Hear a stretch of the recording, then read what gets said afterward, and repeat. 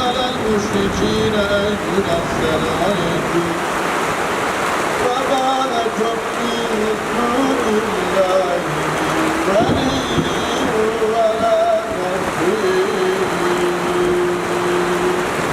صدق الله العظيم سبحان ربك رب العزة عما يصفون وسلام على المرسلين الحمد لله رب العالمين كافيني على الإسلام والرحمة Hasaten İbrahim kardeşimizin bütün şehitlerimizin ruhları için Allah rızası için tevakkal minna bi hurmetil Fatiha.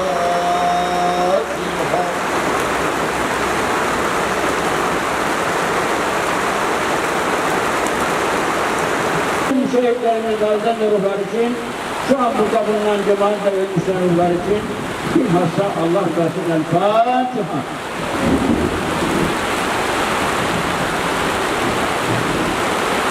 Ve sevabı Adem babamızdan sevgili peygamberimize kadar gelip geçen bütün peygamberlerin, sahabelerin, salihlerin, evliyaların, enbiyaların, gelmişlerin, sıddıkların, şehitlerimizin ruhlarını hediye ettik, onlardan hissedar eyle ya Rabbi.